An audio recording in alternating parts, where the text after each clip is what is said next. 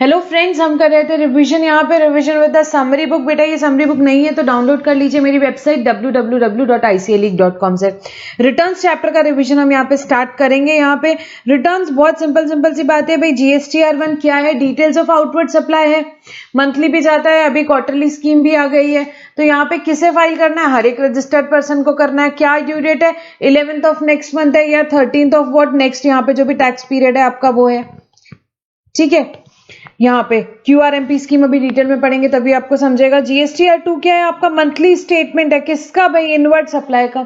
Inward supply का यहाँ पे रजिस्टर्ड पर्सन को फाइल करना होता है 15th of the next month को। ये जो दी हुई है डेट्स क्या है बेटा, जो आपके यहाँ पे एक्ट में दी हुई है हम वो पढ़ रहे हैं ये डेट GSTR2 की। GSTR3 जो है वो क्या है, वो मंथली रिटर्न है नॉर्मल टैक्स पेयर के लिए। 20th of the next month को वो फाइल करने रहता है। जो एक्ट में दी है बातें वो सब लिख रहे हैं। 3B वगैरह जो है वो हम डिफरेंट हम बात पढ़ेंगे। GSTR4 क्या है, यहाँ पे रिटर्न है कंपोजिशन स्कीम में जो जाते हैं, जो टैक्सेबल पर्सन है जो कंपोजिशन स्कीम के लिए ऑप्ट करते हैं, उनको रिटर्न जो फाइल करना होता है वो क्या है, GSTR4 है। और साथ में क्वार्टरली स्टेटमेंट भी फाइल करते हैं। कब, 18th of the month succeeding the quarter. Quarter खत्म होने के बाद अप्रैल टू जून क्वार्टर है तो 18 जुलाई को फाइल करेंगे वो क्या, यहाँ पे क्वार्टरली स्टेटमेंट। रिटर्न कब फाइल करेंगे, 30th अप्रैल। आपका यहाँ पे फाइनेंशियल ईयर खत्म हो गया, जैसे कि फॉर एग्जांपल 2021 के लिए आप कंपोजिशन स्कीम के लिए गए थे तो 30th अप्रैल 21 के पहले आपको रिटर्न फाइल करना पड़ेगा GSTR4। GSTR5 NRTP जो है मंथली स्पेशल रिटर्न्स आ गए स्पेशल लोगों के लिए।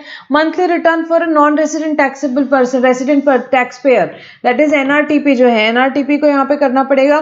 कब फाइल करेगा, ड्यू डेट क्या है, 20th of the month succeeding the tax period, 20 तारीख of 20th of the month succeeding the tax period और within 7 days after the expiry of registration. Registration खत्म होने के 7 दिन के अंदर which ever is earlier. GSTR6 क्या है, आपका मंथली रिटर्न है for ISD, input service distributor के लिए मंथली रिटर्न है। कब फाइल करना है, 13th of the next month. 13th of the next month को आप फाइल करोगे। GSTR7 monthly return for authorities deducting TCS, यहाँ TDS जो डिडक्ट कर रहे हैं 10th of the next month.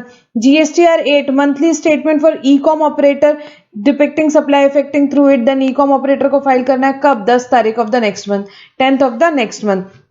GSTR9 क्या है भाई, एनुअल रिटर्न है।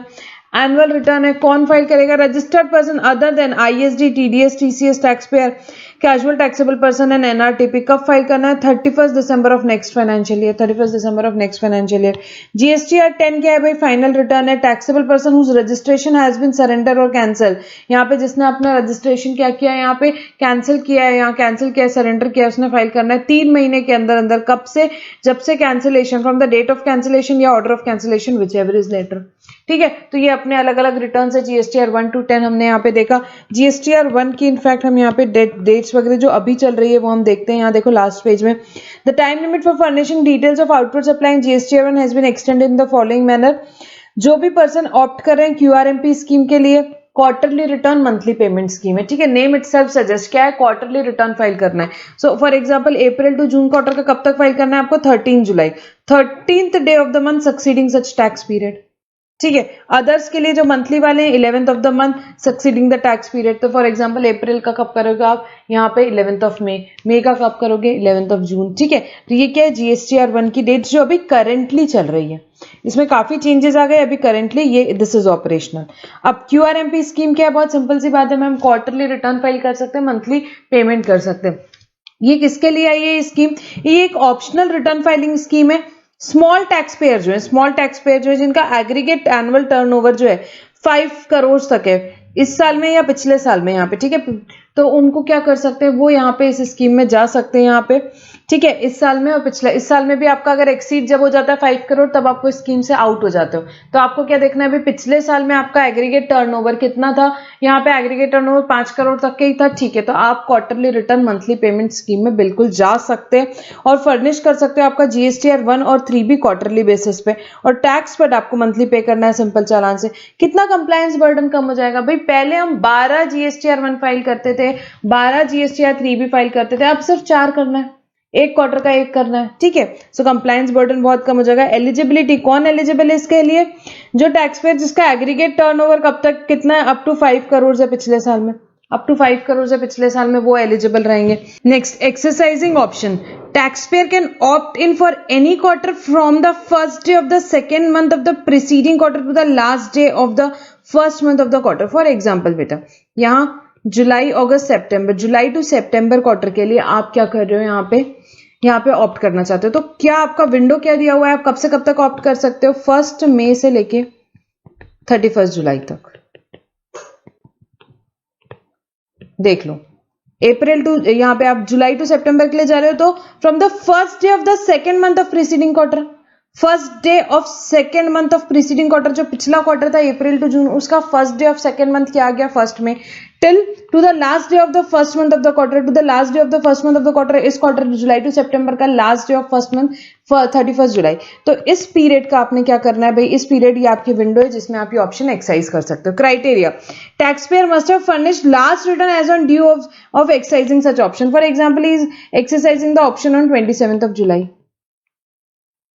27 जुलाई को वो ऑप्शन एक्सरसाइज कर रहा है, तो उस केस में क्या कर सकते हैं, हाँ बिल्कुल कर सकते हैं प्रॉपर विंडो में। तो उस दिन तक के, फॉर एग्जांपल आपका किसका ड्यू डेट आ गया, जून के रिटर्न का ड्यू डेट आ गया, तो तब तक के आपका जून तक का रिटर्न फाइल हो जाना चाहिए।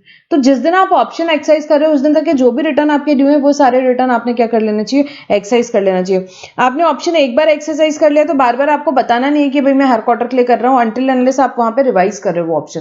तो जब तक आप वो ऑप्शन में हो तो कोई प्रॉब्लम नहीं है। Tax payers are not required to exercise their option every quarter, हर क्वार्टर में आपको एक्सरसाइज करने की जरूरत नहीं option, and shall furnish a return unless they revise the said option. तो उनको बार बार बताने की जरूरत नहीं, एक बार बता दिए दैट इज सफिशिएंट।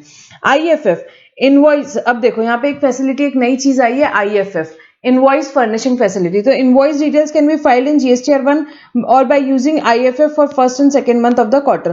तो अब देखो यहाँ पे क्या था, क्वार्टरली रिटर्न की फैसिलिटी आई। अब आपने किसी से गुड्स परचेज की हो जो कि किसमें है, यहाँ पे क्वार्टरली रिटर्न में, तो भाई अगर उसको देते कि भाई at the end of the quarter वो रिटर्न फाइल करेगा, तो आपने उससे परचेज किया, आपके 2A में रिफ्लेक्ट ही नहीं होता, आपको क्रेडिट ही नहीं मिलता। इसलिए यहाँ पे एक ऑप्शन दिया गया है, मैंडेटरी नहीं है, ऑप्शन दिया गया है सप्लायर को कि भाई आईएफएफ फैसिलिटी यूज करे, और वो क्या कर सकता है, जो first month, for example April to June quarter की अगर मैं बात करूं, तो अप्रैल और मई के जो भी उसके आउटवर्ड सप्लाई उसने किए हैं वो आईएफएफ में डाल सकता है, वो आईएफएफ में डाल सकता है, ठीक है। और जून के तो ऑब्वियसली वो जीएसटीआर1 में ही डालेगा। तो सारे इनवॉइसेस डालने की उसको नहीं, कोई जरूरत नहीं, सारे इनवॉइसेस जो उसे ऐसा लगता है कि ठीक है रिक्वायरमेंट है तो उस केस में वो आईएफएफ में डाल सकता है, ठीक है, आउटवर्ड सप्लाई। और अब ये जीएसटीआर जो हमारी यहाँ पे क्यूआरएमपी स्कीम आई है, इससे क्या होगा, रिड्यूस होगा कंप्लायंस बर्डन टैक्स पेयर के, क्योंकि अब उनको क्या करना है, सिर्फ 4 जीएसटीआर3B फाइल करने instead of 12 and in a year, and similarly they would be required to file only 4 GSTR1 since IFF invoice furnishing facility is available under this scheme, ठीक है। तो ये QRMP स्कीम हुई।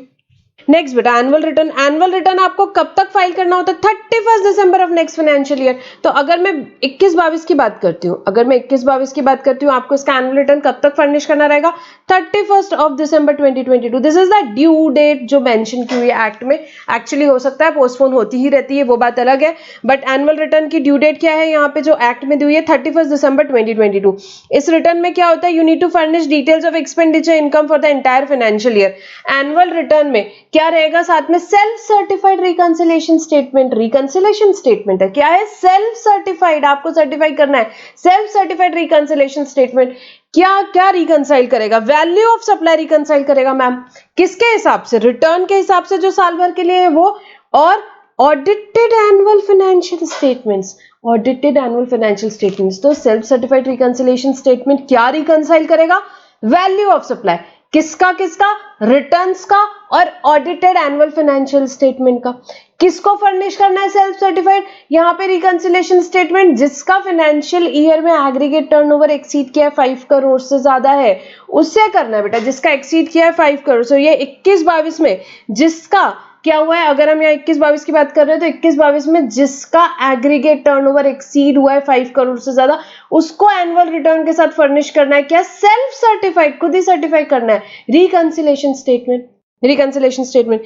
Exception, any department of central government, state government, local authority whose books of accounts are subject to audit by CAG of India or an auditor appointed by for auditing the accounts of local authority, वो exception में, मतलब उनको annual return furnish करने की कोई आवश्यकता नहीं है, उनको एनुअल रिटर्न फर्निश करने की कोई आवश्यकता बिल्कुल भी नहीं है, ठीक है। अब यहाँ पे बेटा एनुअल रिटर्न से रिलेटेड, एक मिनट, यहाँ पे कुछ और पॉइंट्स हैं, वहां पे आएंगे पहले। Person supplying OIDAR services not required to furnish annual return and reconciliation statement. किसकी बात हो रही है? OIDAR सर्विसेज, याद है कहां पढ़ा था? सेक्शन 24 में पढ़ा था। कंपलसरी रजिस्ट्रेशन था, किसको? जो सप्लाई कर रहा है। कौन सी सर्विस? OIDAR service. कहां से? From a place outside India. कहां पे? To a person in India other than a registered person. उनको कंपलसरी रजिस्ट्रेशन था सेक्शन 24। बट उनको यहाँ बोला है कि ठीक है, आप annual return reconciliation statement submit करने की आपको कोई नीड नहीं है उन्हें, ठीक है, उन्हें कोई नीड नहीं है। Next, filing of annual return for financial year 17, 18, 18, 19 optional for small taxpayer whose aggregate turnover is less than 2 crore and who have not filed the said return before the due date। आया था ये पहले, क्या बात हुई थी कि भाई जो 17, 18, 18, 19 के लिए यहाँ पे क्या आया था, जिसका एग्रीगेट टर्नओवर 2 करोड़ से कम है और उस डेट तक के जिसने भी यहाँ रिटर्न फाइल नहीं किया उन्हें एग्जेम्प्ट किया था कि आपको रिटर्न फाइल करने की कोई आवश्यकता नहीं है।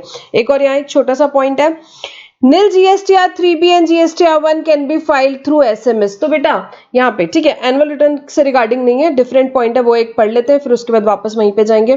क्या बात है कि भाई Nil GSTR 3B and GSTR 1 can be filed through SMS। GSTR 1 और GSTR 3B को यहाँ क्या दी हुई है? अभी आपको फैसिलिटी दी हुई है कि अगर आपका नील GSTR 3B है या नील GSTR 1 है तो वो आप SMS फैसिलिटी यूज करके भी बिल्कुल फाइल कर सकते हो। आपके रजिस्टर्ड मोबाइल नंबर पे OTP आएगा, वेरिफिकेशन करके आप रिटर्न बिल्कुल फाइल कर सकते हो। नील GSTR 1 या 3B का मतलब क्या हुआ? जिसमें नील या नो एंट्री है इन ऑल द टेबल्स, जितने भी टेबल्स होते हैं उसमें नील या नो एंट्री होती है, उसे क्या बोलते हैं बेटा? नील रिटर्न बोला जाता है। और ये फैसिलिटी CMP 08 पे भी एक्सटेंड की है। CMP 08 किसके लिए? कंपोजिशन टैक्सेबल पर्सन के लिए, जो उन्हें क्वार्टरली पेमेंट ऑफ टैक्स करना पड़ता है। तो वो भी यहाँ पे अगर उनका नील है तो क्या कर सकते हैं? वो SMS फैसिलिटी के थ्रू उसे भी फाइल कर सकते हैं यहाँ पे, ठीक है। नेक्स्ट, रिवीजन ऑफ रिटर्न पे आएंगे बेटा। The mechanism of filing revise return for any correction error omission has been done away with. यहाँ पे रिवाइज रिटर्न की अगर हम बात करेंगे तो GST में कोई रिवाइज रिटर्न का कंसेप्ट नहीं होता। फिर अगर हमसे कुछ गलती हो गई, एरर हो गया, ओमिशन हो गया, तो हम क्या करेंगे? आप सब्सिक्वेंट रिटर्न में बिल्कुल रेक्टिफाई कर सकते हो। क्या कोई मैक्सिमम टाइम लिमिट है? यस, बिल्कुल है। रेक्टिफिकेशन की बात करेंगे तो no rectification is allowed after furnishing return for the month of September following the end of financial year to which such details pertain or furnishing of annual return whichever is earlier। So अगर मैं 2021 की बात करती हूँ, इसका अगर आपको कुछ रेक्टिफिकेशन करना है, आपसे कुछ एरर हो गई, कुछ ओमिशन हो गया, तो आप कब कर सकते हो? या तो सितंबर 21 तक के जो रिटर्न है, मतलब सितंबर 21 के रिटर्न की ड्यू डेट कब आती है बेटा? 20 अक्टूबर 21 तब तक, और furnishing of annual return whichever is earlier,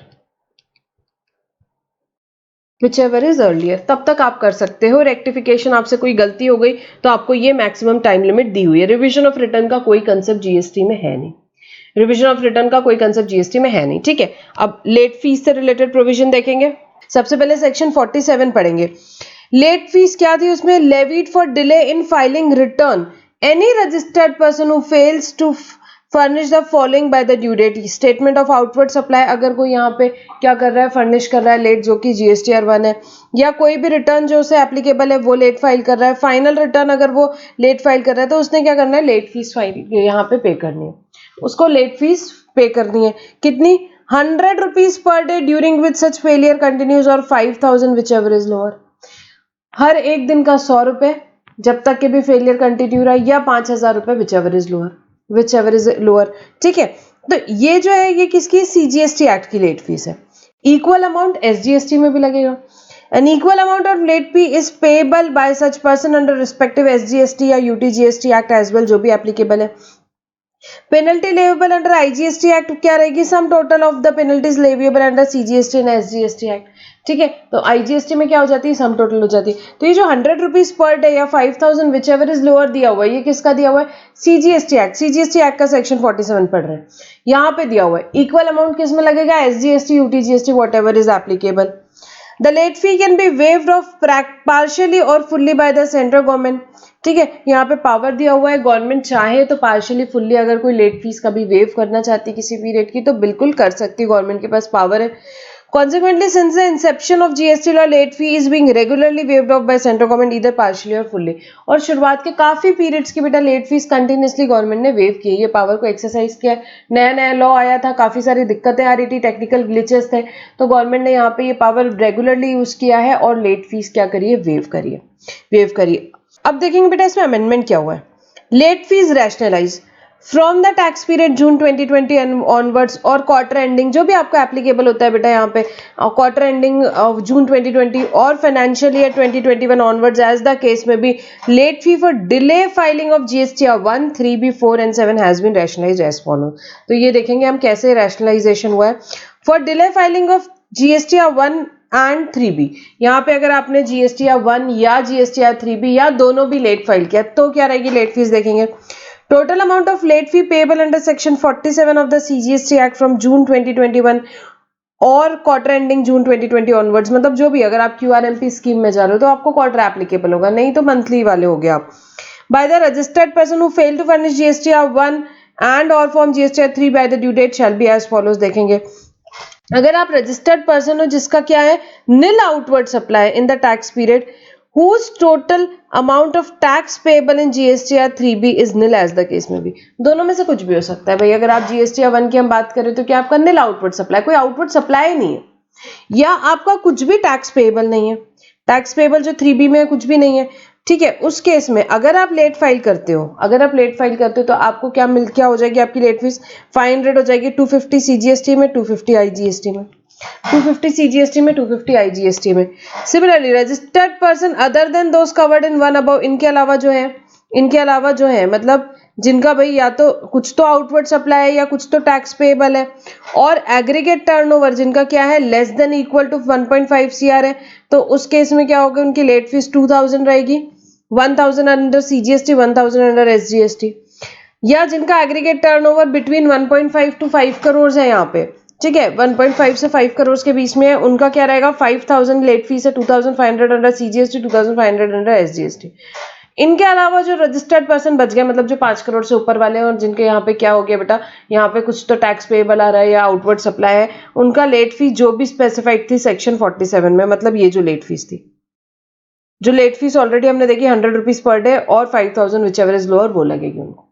ये जो जिनके यहाँ पे नील सप्लाईज है या जिनका जो छोटे हैं यहाँ पे, उनके लिए क्या है रैशनलाइजेशन कि ठीक है भाई आपने यहाँ क्या कर दिया भाई, ठीक है 2 महीने भी आपका रिटर्न लेट हो गया, कोई बात नहीं, नील आउटवर्ड सप्लाई थे या कुछ भी नहीं, आपको टैक्स पे आ रहा है तो कोई बात नहीं, आप क्या कर दो 500 रुपए दे दो आप टोटल, कोई दिक्कत नहीं, 250 अंडर CGST, 250 अंडर SGST। अगर आप रजिस्टर्ड पर्सन हो जिसका यहाँ पे अदर देन 1 वाले अगर रजिस्टर्ड पर्सन हो तो फिर क्या देखना है, एग्रीगेट टर्नओवर कब का, प्रीसीडिंग फाइनेंशियल ईयर का एग्रीगेट टर्नओवर कितना है 1.5 CR तक के है या उससे कम है, तो आपकी क्या हो जाएगी late fees 2000, total is 2000, 1000 under SGST, 1000 under CGST।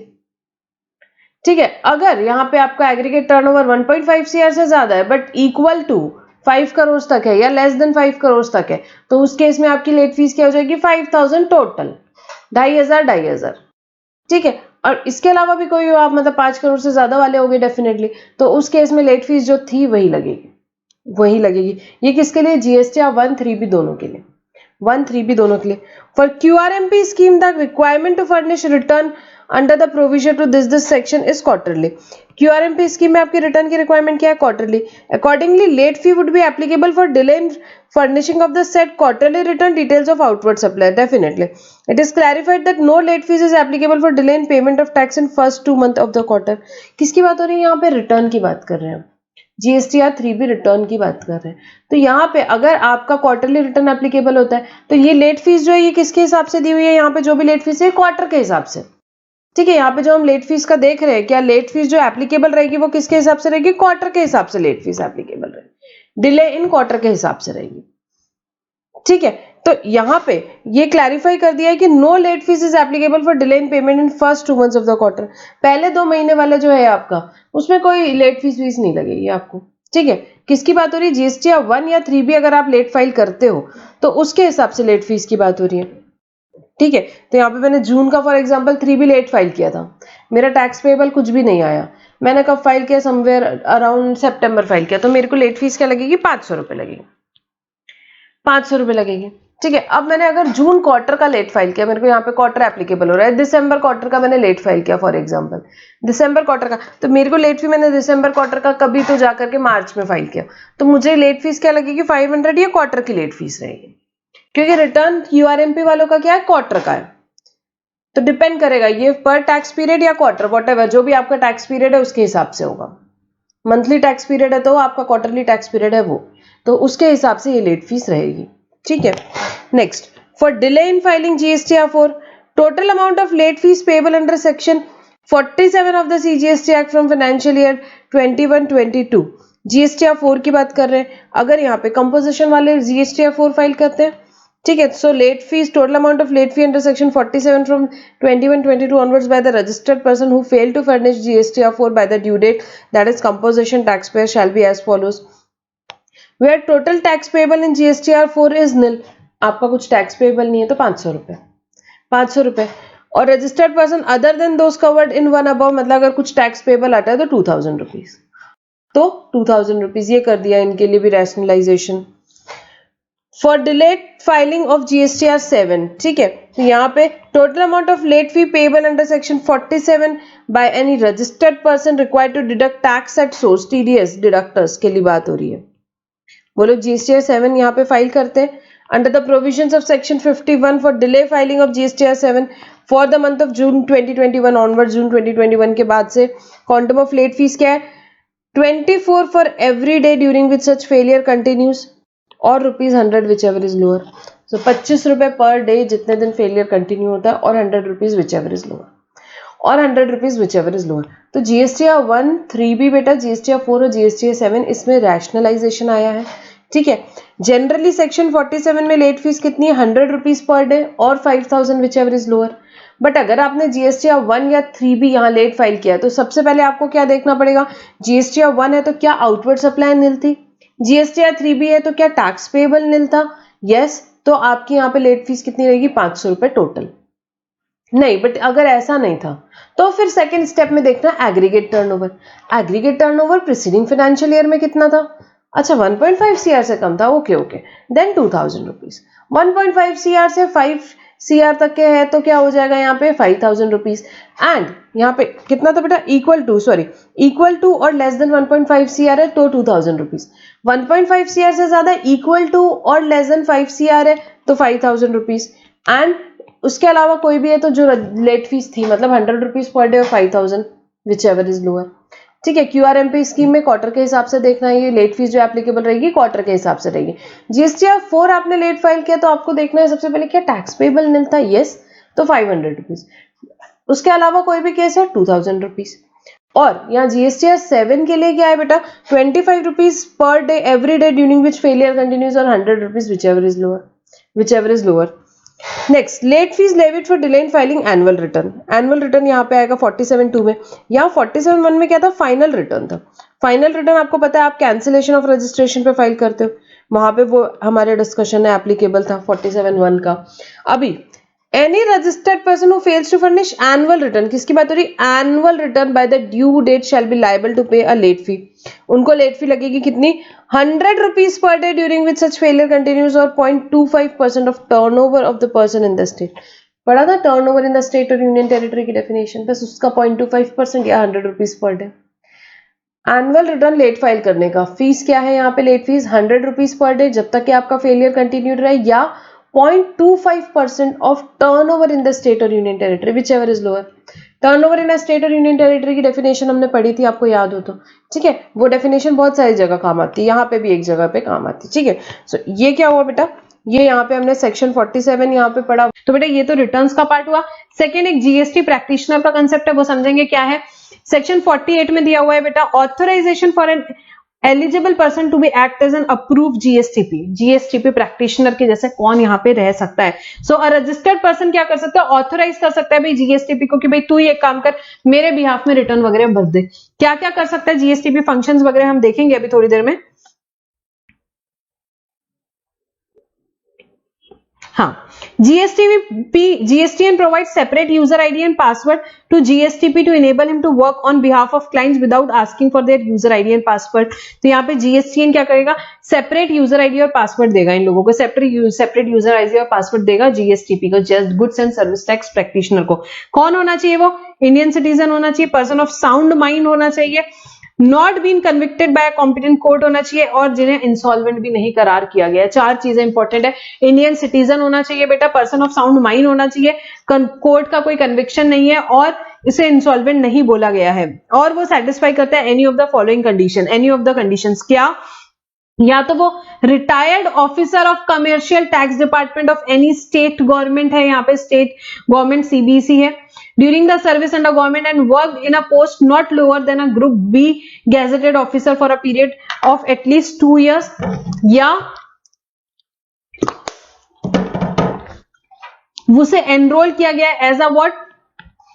Sales tax practitioner था, या वो टैक्स रिटर्न प्रिपेयर था पुराने इनडायरेक्ट टैक्स लॉ में for a period not less than 5 years, या उसके प्रिस्क्राइब्ड कोई क्वालिफिकेशन है। इन तीनों में से कोई चीज होना चाहिए, तभी वो जीएसटी के हिसाब से यहाँ पे क्या रहेगा बेटा? एलिजिबल रहेगा। क्या? Retired officer of commercial tax department of state CBC, at least 2 साल के लिए ग्रुप बी गैजेटेड ऑफिसर होना चाहिए, या पुराने जो लॉ थे उसमें सेल्स टैक्स प्रैक्टिशनर या टैक्स रिटर्न प्रिपेयर होना चाहिए एटलीस्ट 3 साल के लिए, या कोई प्रिस्क्राइब क्वालिफिकेशन होना चाहिए। क्या प्रिस्क्राइब क्वालिफिकेशन है मैम? बेटा ये पांचों में से कोई भी प्रिस्क्राइब क्वालिफिकेशन हो सकते हैं। क्या वो ग्रेजुएट हो या पोस्ट ग्रेजुएट हो या इक्विवेलेंट एग्जाम, बहुत इंपॉर्टेंट नहीं एग्जाम के हिसाब से, जस्ट एक बार रीड कर देना। डिग्री इन कॉमर्स वगैरह हो, ये उसके पास हो, या उसने डिग्री एग्जामिनेशन कोई फॉरेन यूनिवर्सिटी का दिया जिसका recognise by any Indian university as equivalent to degree exam, जो कि मेंशन अंडर 1 point है, या any other exam notified by government on recommendation of the council, या any degree of Indian university और foreign university recognise by Indian university, या तो भाई जो आप होने वाले हो सीए होना चाहिए, सीएस होना चाहिए, या क्या होना चाहिए बेटा? सीएमए होना चाहिए। तो इसमें से कोई प्रिस्क्राइब क्वालिफिकेशन है तो वो जीएसटीपी के लिए यहाँ पे क्या है बेटा? एलिजिबल रहेगा। अब what are the activities undertaken by GSTP? This is important कि भाई क्या क्या वो काम कर सकता है जीएसटीपी। भाई मैं यहाँ पे, मेरे को नहीं आता, मैं एक नॉर्मल बिजनेसमैन हूं, मैं बिजनेस करूं, ये सब काम करूं, तो मैंने जीएसटीपी अपॉइंट कर दिया है, तो वो क्या कर रहा है? मेरे बिहाफ में फर्निश कर सकता है मेरा रिटर्न, मैं बिजनेसमैन हूं। Return of outward inward supply वो मेरा फर्निश कर सकता है, monthly return, quarterly return, annual, final return, सारे रिटर्न्स को वो कर सकता है। मेरे बिहाफ में डिपॉजिट कर सकता है वो कैश, इलेक्ट्रॉनिक कैश लेजर में, मेरे बिहाफ में रिफंड क्लेम कर सकता है, मेरे बिहाफ में application for amendment, cancellation of registration कर सकता है, फर्निश कर सकता है, ई वे बिल यहाँ जनरेशन कर सकता है, फर्निश कर सकता है details of challan in prescribe form, सारे काम कर सकता है बेटा। File an application for amendment और cancellation of enrolment under rule 58, intimation file कर सकता है to pay tax under composition scheme, या विड्रॉ कर सकता है स्कीम से, सारे काम कर सकता है। अलाउ वो अपीयर कर सकता है as authorise representative to any officer of department, appellate authority, appellate tribunal on behalf of registered person as provided। so वो सारे काम कर सकता है बेटा, मेरे behalf में सारे काम कर सकता है। रिटर्न फर्निश कर सकता है, यहाँ पे रिफंड क्लेम कर सकता है, कैश डिपॉजिट कर सकता है, चालान्स बना सकता है, ई वे बिल बना सकता है बेटा, रजिस्ट्रेशन कैंसिल कर सकता है, यहाँ पे सारे काम जीएसटीपी कर सकता है मेरे बिहाफ में, जो सारे दिए हुए हैं। तो इस पे कभी कभार आपको थ्योरेटिकल क्वेश्चन आ सकता है। तो बेटा इस चैप्टर में हमने क्या क्या डिस्कस किया? रिटर्न्स के इंपॉर्टेंट प्रोविजन समझे हमने, जो इंपॉर्टेंट रिटर्न्स आपके इसमें एग्जाम में एप्लीकेबल है वो सारे डिस्कस किए, प्लस हमने जीएसटीपी का कंसेप्ट समझा। ठीक है बेटा, so will stop our discussion over here. Thank you for now.